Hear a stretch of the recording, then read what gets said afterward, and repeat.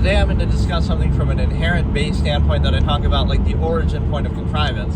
So contrivance is that which controls you. Contrivance is that which is, you can characterize it in part by society, but it's more than just that.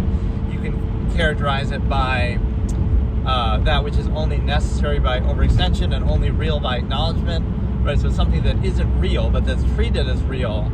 And in that basis, you have to hold a strong, stark, accountable functional basis, which means it may be useful, right? This is how we could pose it from the simplest point. Like, morality isn't absolute. It's not objective. It's not inherent. It's a human man-made construct. Now, people might have a negative reaction to that and say, oh, no, but how can you say that? That's, it's important to pretend that it's real. But here's the point. Contrivance isn't real, so we have to hold accountable that the way it's being used and acknowledged is actually useful, right? So you'll say, well, so morality would say that killing somebody is wrong, and objectivity would realize that right and wrong are human constructs. They're not real. They're not absolute. But it can still be useful. Obviously, in that case, we should have laws. We should have, rules. That's okay, right? When it comes to something as extreme as that, like, obviously hurting other people. But that becomes overextended because that's a very clear, obvious one that, you can, even then, though, there's no absolute origin point. So, for example, or like, it's not being held consistently. So there's no way you can say any one of those things is absolute. Even something like that, you'll say, oh, it's absolutely wrong to kill another person. But the government does it, and that's questionable. Or throughout history, human beings have done it all the time, right? People do it all the time. It's okay to do it in self-defense. Like, so we make exceptions. So there is no absolute, right? This is the whole point of absolutist philosophy, right? I always point to is objectivity. Right, there are no absolutes. So, if you were to look at God or religion, you say, oh, God says thou shalt not kill or thou shalt not murder, right? But God being all powerful would be that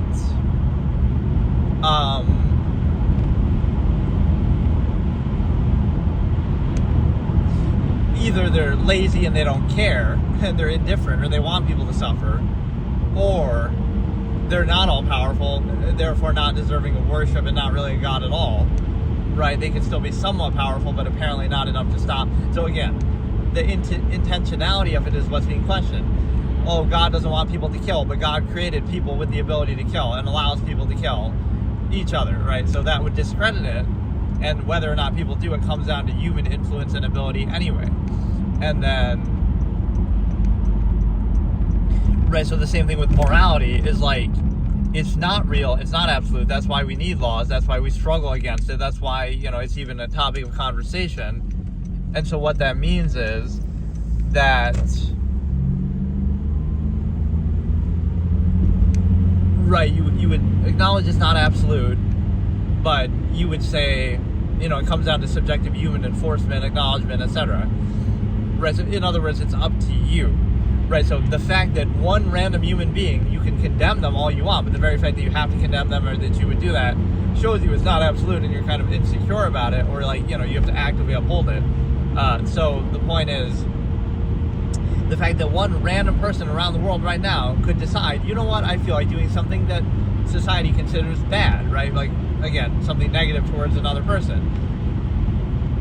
The fact that they can just randomly decide to do that and do it, doesn't that show you it's not absolute? So it's absolute, but one random person's subjective actions can invalidate it. So that's why we try to dehumanize people and say, oh, that's inhuman, that's not human to do that. But if you look at human history, and if you look at human behavior and tendency, it's absolutely human to do it. There's nothing more, human than human to do it. In other words, that's part of humanity.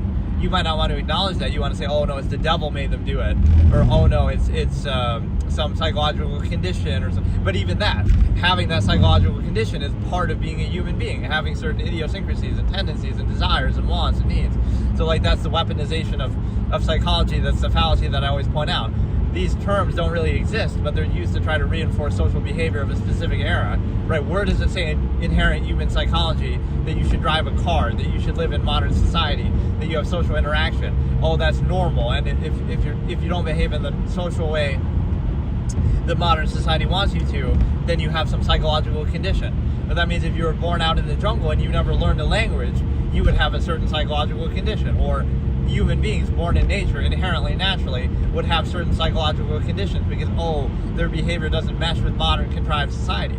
So see, there's a difference between something that we can sort of agree upon as an artificial construct and the inherent state of human beings. The inherent state of human beings is they don't know a language. They don't speak a language. So any behavior associated with speaking or social contrivance would not be inherently a condition of man because, it's somehow are. Right? That is factually, objectively false.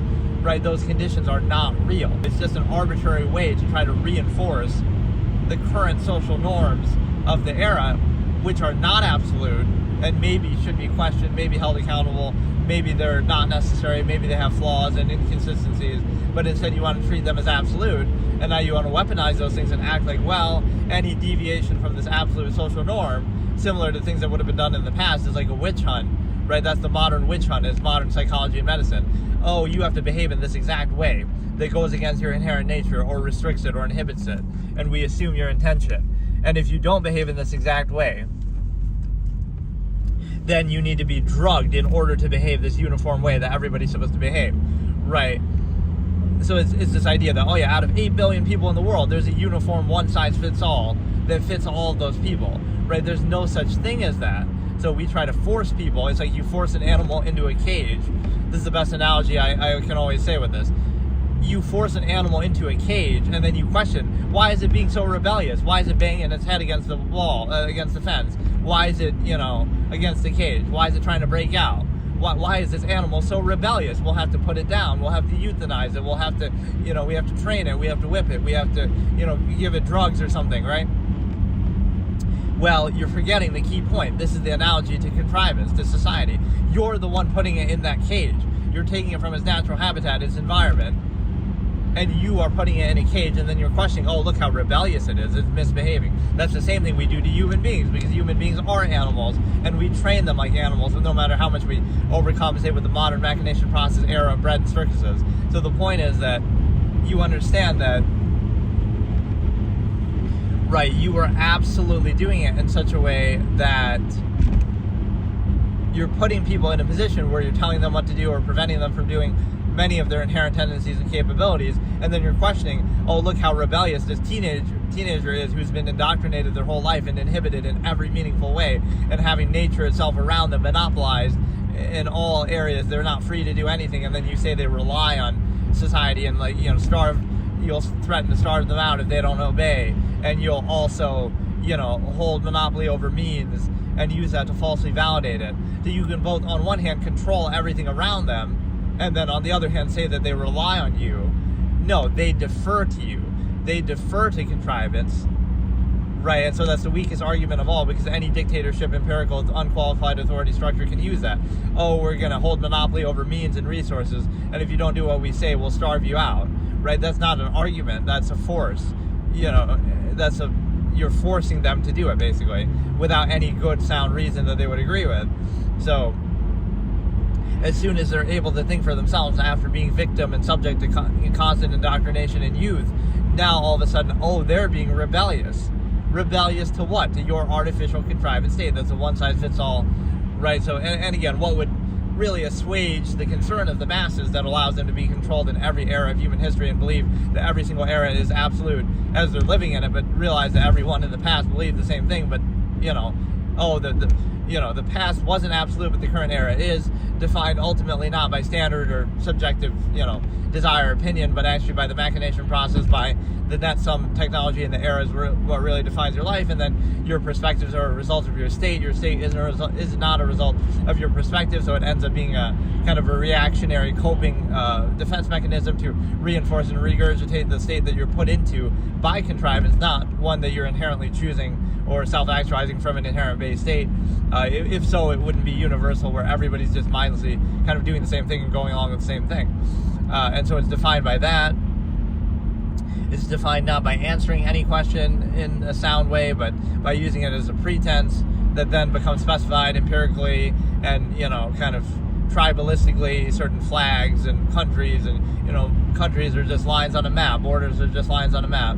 all these things that aren't real, only real by acknowledgement. Not even saying they can't be useful, but it's arbitrary because, again, throughout human history, people were just as indignantly sure of everything else. Like, every other society thought it was right. Every other society in the world thinks that its way of doing things is right. So it's not an absolute. It's just you're going along with the mass collective. If you look at the origin point, you'll see how arbitrary it is. Right? If you were introduced to something new, you would critically think about it, but you don't actually actively think about it. And so it's kind of the fallacy reversal of authority, the fact that you get unqualified empirical authority, that you are held accountable to the authority by the authority rather than holding the authority itself accountable. Right? Again, power exists under the premise that people ought to be restrained and their nature is negative, etc., by their own subjective standard. But to that same end, we enable them, or we empower those same people with that same nature. Right? We categorically say it. So, people need to be restrained. So to the end of people needing to be restrained, we empower those same people to restrain other people. But then you don't think that's going to cause a problem. It's similar to the stimuli acme specification, the self-created conflict of contrivance that I talk about, where I say, again, be aware of the nature of the process. So nowhere would I be telling, with objective observation, be telling you what to do, right? But if you look at like a relationship, for example, and how it comes to be, let's analyze it, right? You take the inherent tendency of human beings, sexual, hedonistic, desires that people have, the instincts that you have, nature's way of inspiring reproduction. You take those things and you do what with them? You have them inhibited or restricted. You can't do them, or you have to do them only in a certain way, right? All of this kind of social engineering.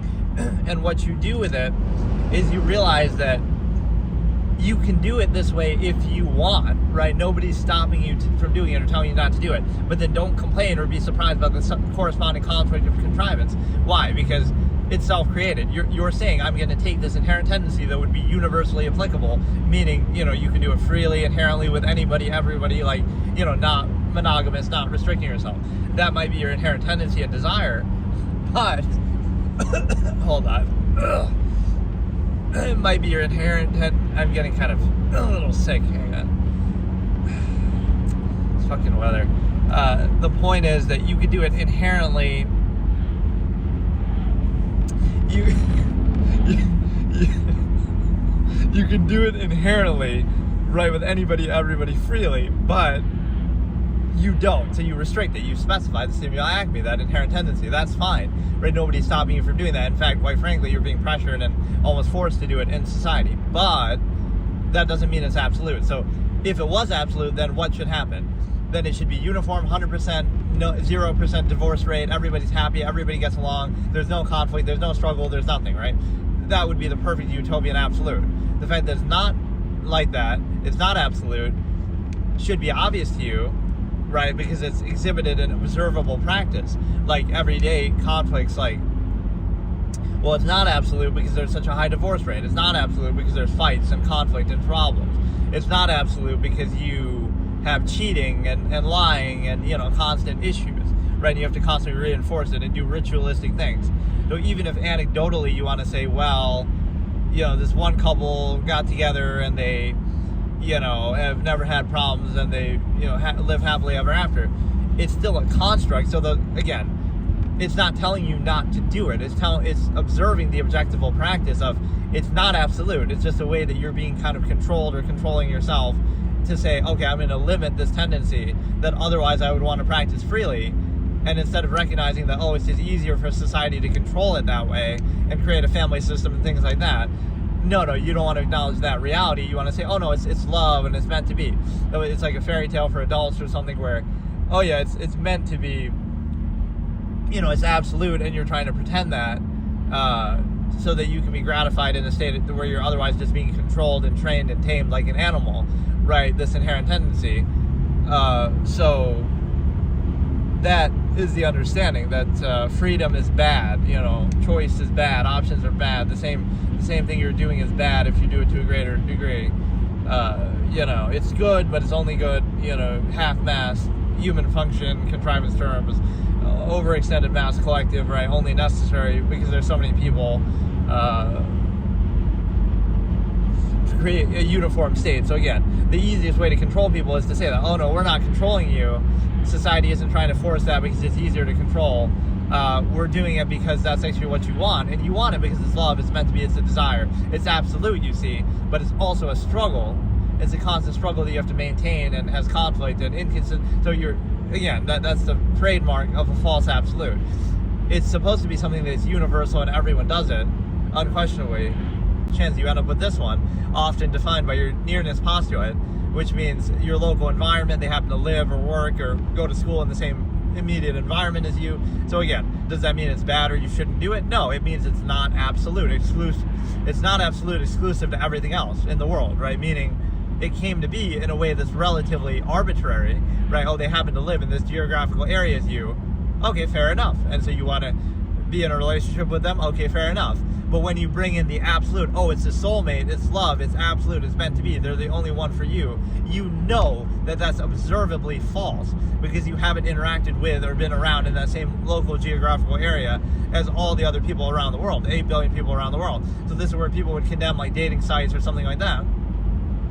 Oh, because now you have billions of options of people to potentially talk to or be with or whatever, instead of just the few in your local environment. So when people do this sort of antiquated logic, it's like them coping with their own lack of choice, right? Oh, your parents will say, back in my day, we didn't have all the social media. Social media is ruining everything, but actually it's just giving you more options of the same thing, and it would invalidate the option that you were forced to settle for, right? So they would say, oh no, it was love, it was meant to be, and we met at the local school, diner, or whatever, right? And we got together. And it's like, you had to do that or you had less options, so you settled for that, and now you're coping with the cognitive dissonance that, oh, it's not absolute, and oh, if I had these options I might have chose something different, right? So it pokes a hole in that, but then you want to condemn the freedom, and more options and standards are bad, right? Higher standards, better options, more options are bad of the same process, even though they include the same option that you ultimately ended up with, just because, oh, that by giving you more options, it'll invalidate the limited options that you have, or it'll make you less likely to settle for them. The same thing is said with adult films, like, oh, that ruins your marriage because you can imagine and fantasize about something better than the reality in front of you. And so more options are bad. You have to censor reality itself. You have to do all this. And so now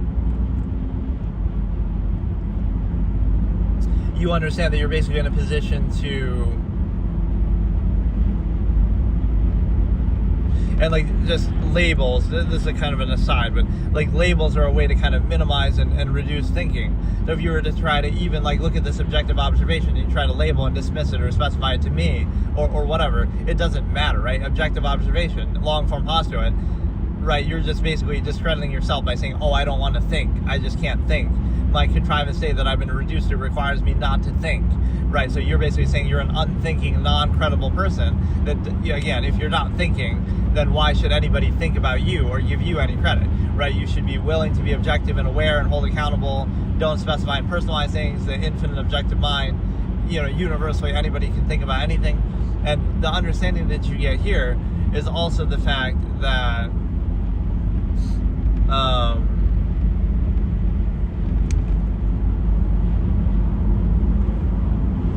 is like the ego basis by which we're controlled. But getting back to the other point is the fact, again, of all those prerequisites.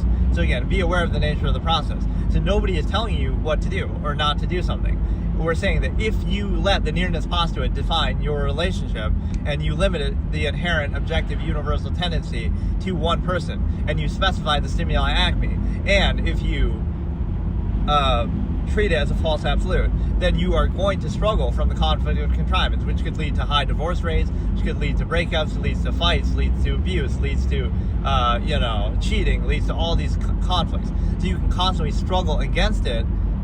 In other words, you can constantly struggle to maintain this illusion of an absolute. But what that shows you, it is not absolute, right? Just so you can do that with anything. Oh, we can pretend like we can all walk backwards all day, every day. And if there's any problem with that, oh, it's, oh, you just lack the ability. You're just not good enough at walking backwards. You're just, you're just a loser. You're just an idiot. You just lack the ability to walk backwards properly, right? Not that walking backwards is a flawed process or, that there's something alternative that you could do. You could walk forwards, you could walk left to right, you could walk diagonal, you could walk any other way. But you say, no, you have to walk backwards and only walk backwards. And this, the emperor has no clothes fallacy. And if you don't walk backwards, then that's your fault. That's on you. You just lack the ability to do it, right? Just like, again, specifying the stimuli acme in one person. Oh, it's your inability. You just can't find the right one, or whatever. Or you're somehow a bad person for freely engaging in the same thing, but just at a higher level, more people by the same process, right? The sort of thing that a mass collective is gratified by. Like, oh, if Leonardo DiCaprio does it, or somebody, and they're sleeping around with younger people or whatever, multiple people, we condemn that and we want to feel gratified. Oh no, we're better people because we are with one. Not just that, oh, you probably want to do the same thing, but you just don't have the option or the means or the resources or opportunity to do it. So instead of saying that, oh, I would like to do that, but I just don't have the opportunity, you want to pretend like, oh no, it's love, it's meant to be, I'm gratified. And so you're being put in a cage, basically, and you're pretending you desire it. Stockholm syndrome, right? So now what you have is the ability to recognize that it's a coping gratification to try to say, it's not that, oh, they have better options and I would like to do the same thing and I don't have the ability or the means or resources or whatever. It's that, oh no, I actually want to be in this inhibited state, and their state is somehow bad. Like, how is it bad? Right? It can't be controlled by society. Or, oh, you want to be gratified on an individual basis and not act like, oh, I'm just a controlled little drone of society. Oh no, it's a bad thing, but let's analyze how it's bad. It's the same thing that you're doing anyway, sexual stimulus, but oh no, it's with multiple people, it's with more people, right? It could be, fun for everybody, consensual, free, everybody's getting what they want out of it, right? So why is that actually a bad thing? It's just a bad thing because it's harder to control and it's maybe harder to achieve. But that's the kind of thing that if you were in that position, you might want the same exact thing. So you pretend to want something you don't want, and you pretend to not want something you do want, just to cope and gratify with that on a mass collective level. So it's like you're tricking yourself, right? Oh no, it's not that you're being controlled and you're kind of dumb and being fooled.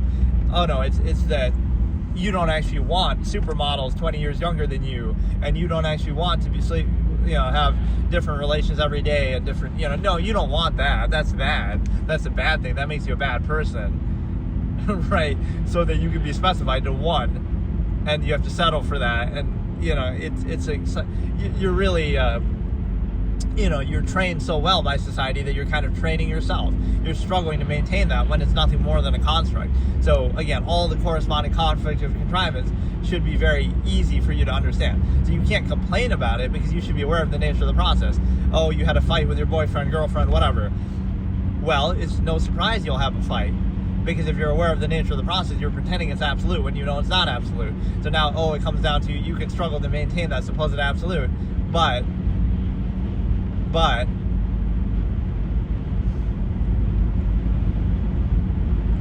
you know it's not absolute. So it's a self-created conflict of contrivance. You can choose to struggle with that if you want. You can try to overcompensate for that if you want.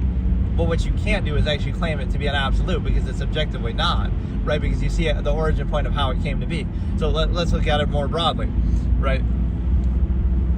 This is just one example of a contrivance state, but you can see the origin point was the nearness postulate, so it's kind of arbitrary. They happen to live in the same environment as you, but that's clearly not absolute. There's 8 billion people in the world. Out of billions of people, how you could possibly end up with one, right?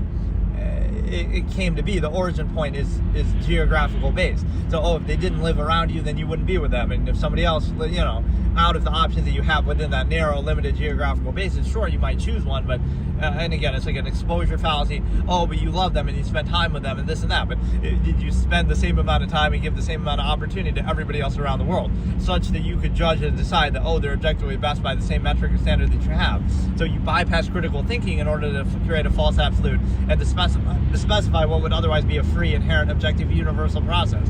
And also you have the ability to consider the fact that, again, so we poke a hole in the origin point. It's not absolute, right? It's not absolute. It's nearness postulate. It's geographical based. It's narrow, right? So it's determined by something that isn't absolute or universally applicable, right? So there's no actual standard or criteria behind it. You'll say, it's because they're so good looking, but out of everybody on the planet Earth, by whatever subjective standard you have of what good looking is, right, it would be impossible to define that. So you're basically just saying, okay, you have to not critically think about it, otherwise you'll realize it's not absolute, and act like that's actually a credible basis for something, right? And so that's part one. The origin point is arbitrary.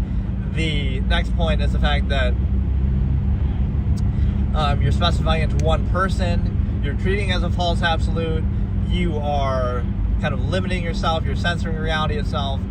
And so, again, it's no surprise that there'll be a conflict with that, right? That you'll constantly be struggling with it, whether it be fights, whether it be breakups, whether it be divorce, whether it be, cheating, desire to cheat, whether it be, lies, deception, whether it be, even the origin point extension, like you have to woo them and you have to impress them and use pickup lines and socially, whatever. You have to do all that. Why?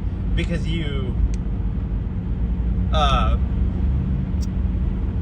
right, the fact that you have to do that, you have to give them gifts and really, woo them, and you have the honeymoon phase, and you're really, like you're trying so hard. The fact that you have to try so hard means that it's not something that's going to be sustainable, right? You're like, you have to do all that stuff, all this artificial kind of overcompensation, and especially when you're first meeting, and it's especially like, you have to bypass their critical thinking. So it's something that you have to kind of lie about. You have to kind of be fooled, and you want to be fooled. And then you'll struggle with it later because you realize, oh wow, you can't keep up that level of energy and artifice and overcompensation and all this undue emphasis. You can't keep that up. It's artificial. It's not real. Artifice doesn't last. But the fact that you have to do that means it's going to be a struggle to maintain it. Maintain something that is clearly artificial and undue emphasis and that you're placing. So it's objectively not absolute, and yet you struggle with it. So it's a self-created conflict that you should at least be aware of, right? So there would be no sympathy for that, like, oh, you had a fight, you broke up, but it's like, it's all part of this false absolute that you're creating, right? You're creating a false absolute expectation instead of acknowledging the inherent objective reality.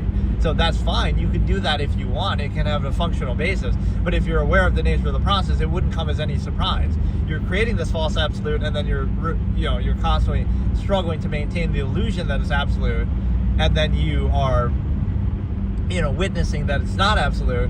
So, if somebody cheats on you, well, why would that be a surprise? Because, that you could blame them. You're trying to personalize something.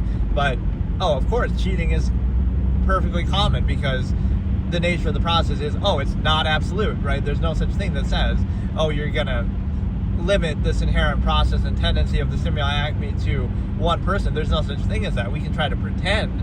So you're playing pretend, and then you're upset when you realize it's not real, right? It's a little kid wanting to believe in Santa Claus or the Tooth Fairy, and then they get mad when they find out it's not real. Like, that's literally how the specification of the stimuli acme would work, right? You would say that, you're able to, you pretend something is absolute, you create that expectation, but then in observable practice of how it actually comes to be and is maintained is clearly not absolute. And then you suffer the conflict of contrivance associated with pretending it's absolute, right? And all the holes show, all the cognitive dissonance comes out, all the inconsistencies are constantly struggled against. You have to do all these ritualistic things to maintain it. You have to censor reality itself. And in doing all of that, you realize, wait a minute, it's not absolute. You're pretending it's absolute. You're creating the conflict yourself. And so you can choose to create that conflict, but you are choosing that, right? You're aware of the nature of the process, that it's not absolute, but then you choose to pretend it is anyway and struggle with that. So all that struggle is self-created, and that's fine. You can do that if you want, but you're choosing to do it, right? So that's a good example of how contrivance is created and maintained, an example of the stimuli acme, but applies to many things. But again, the original point too was that if something's artificial, then you should be aware of it and choose it instead of being just subject to it and kind of being controlled by it. Everything is a process, so you can either be aware of it and choose how you're controlled by it, or you can pretend it's absolute and not think about it, and it's still a process, and you're controlled by it. So do you want to be aware of the process, or do you want to be controlled by the process? Right? Do you want to choose it, or do you want to just treat it as a default and then effectively still be controlled by it? And the other point is the fact of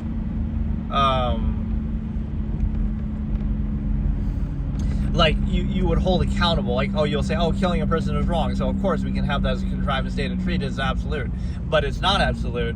And so what that means is you're able to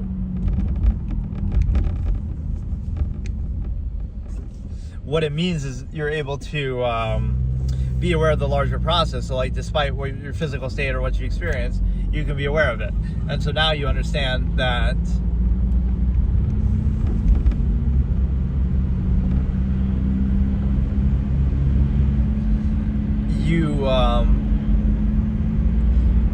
you're aware of the larger process despite the physical state, initial state, whatever. So what does that mean? It means that you would hold accountable contrivance. You wouldn't just say, oh no, but because killing a person is wrong, so of course we just treat that as absolute.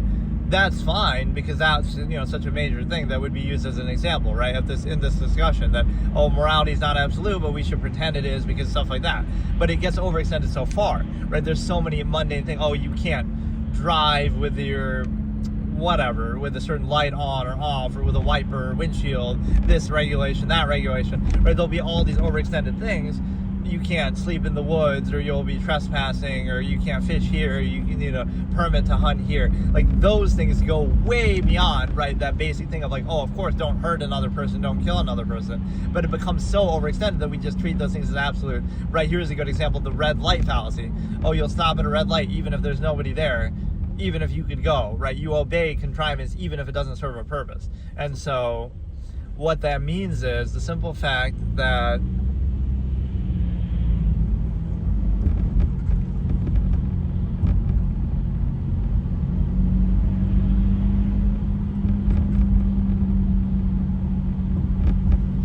it means the simple fact that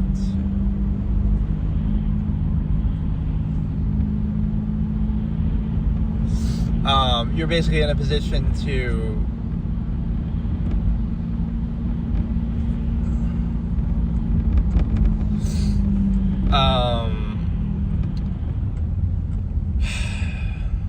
you would hold each thing accountable. So something major like what we talked about, okay, that's fine.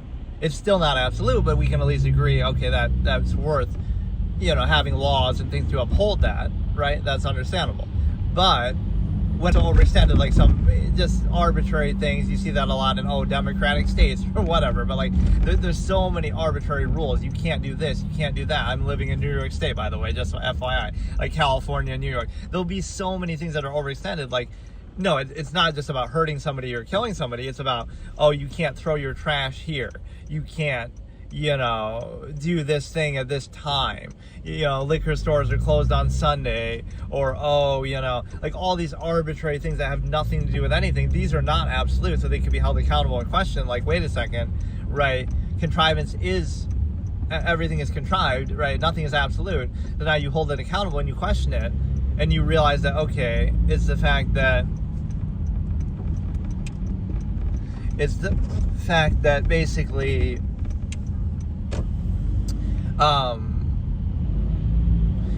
you understand that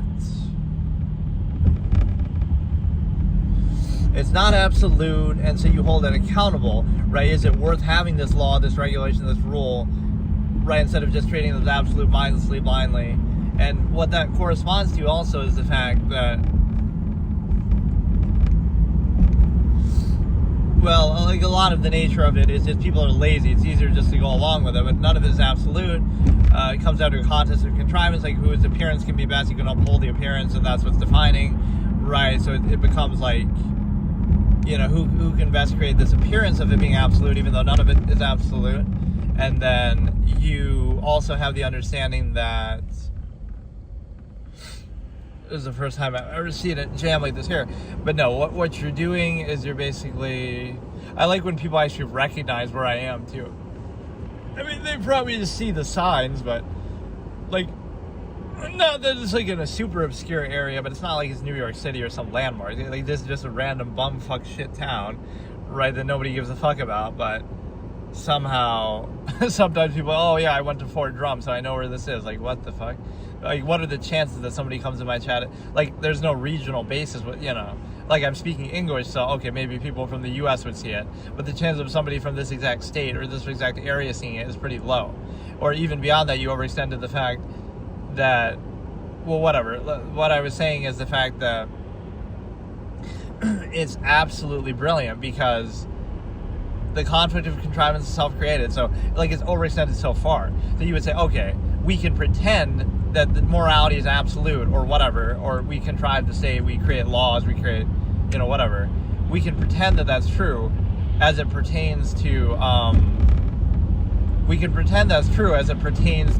something major, right? Like harming other people, right? In a significant way.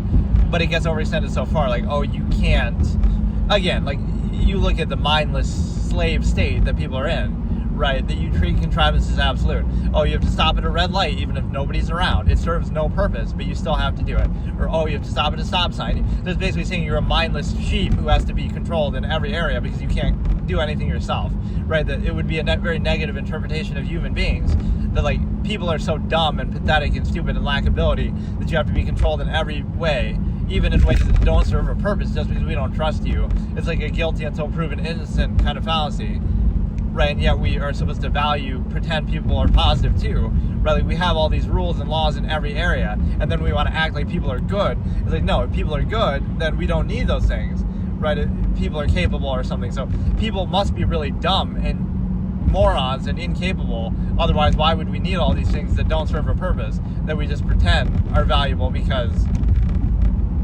right, like you're so dumb that you couldn't handle yourself or figure it out for yourself. So, oh, you have to stop at a red light even if there's nobody around on the road. Oh, you have to stop at a stop sign even if there's nobody around. Oh, you have to do these things. Even if they don't serve a purpose, you still have to obey contrivance in a functionless sense, right, counterproductively.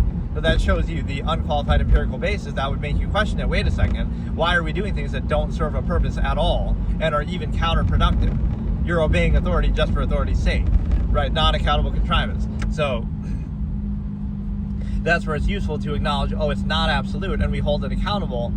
And even when we do defer to it, we say, okay, we have these laws and we do this. You do it by choice, you defer to it. It's not that it's absolute. It's that, okay, you settle for it, fine, I'll do it, but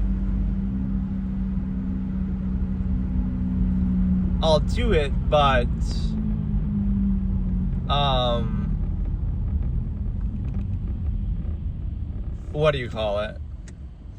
You'll do it, but you do it by choice, and you know it's not real, so then you hold accountable everything to make sure, okay, is it really worth doing? Is it really worth deferring to? Is it really worth pretending? Is it really worth valuing or not? Instead of just treating it as absolute, mindlessly, blindly, non-accountably. And then the other point is the simple fact that, you know, like the self-actualizing from inherent base state, this is sometimes what's characterized as like, oh, being crazy or something, but it's like, okay, I walk into a place where like, you know, like you're not reduced to structure. You're kind of like, okay, I'm aware of everything, the nature of the process, I'm in control, I could do anything at any time, which people would discredit. Oh, that means you could kill somebody or you could do something bad. Yes, an absolutist would be able to do those things, but guess what they would also be able to do? Anything else, right? They're free to do anything at any time. So people fear it because it's not easy to understand or predict. People fear it because, oh, freedom is bad. People fear it because, oh, you know, we project the negative things to that. But it also includes positive things. It also includes like literally everything else. And so what it means is that you're basically, right, you would project it to the negatives, but it would include the positive things. It would include countless other things too. And so it means that,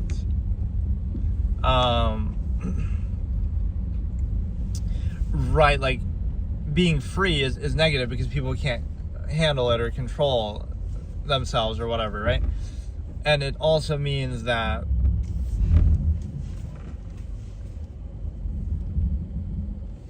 again, people can't handle themselves, control themselves, so freedom is a bad thing, being self-aware is a bad thing, thinking is a bad thing, right? Not contrivance, not cognitive dissonance, that's the initial state. Like, oh, everything is perfect if you just don't think about it, if you just don't hold it accountable. Or the other point of it is the fact, again, like I'm saying that, like you're self-actualizing from an inherent base state, so you're not defined or reacted to or controlled by externality. You can be thinking anything at any time and having that freedom in mind. You can do anything at any time, you have that freedom, right? So you would rather have that freedom than be a mindless slave, right? But the problem is then people don't trust one another, or they assume the worst and negative projection, right? So I can be aware of the artifice of that, but then you say, oh, then why not do anything at any time?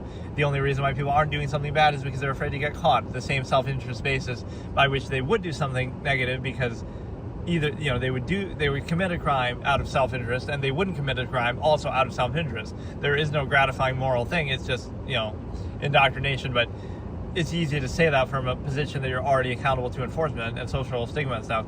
But the reality is that, oh, you're like, the reason why a person would commit a crime is out of self-interest. They have something to gain from it. And the reason why they wouldn't commit a crime is also out of self-interest, because they have something to gain, like they're afraid of getting caught. So you appeal to the same basis, right? So there is no absolute, there is no contrivance. Contrivance is what it is. It's not absolute. So It's a pretty simple concept, but people have kind of an incentive not to see the simple reality of it, right? They want to pretend it's easier for them to be controlled that way. It triggers their cognitive dissonance. So it's easier for them to be lied to, right? It's kind of my expression, you cannot dissuade with reason what came about by desire. So explaining it logically and critically thinking doesn't matter because it's some idyllic, otherwise bypassing of critical thinking that happens. People want to believe it, or they want to be fooled, or it's kind of necessary to bypass that.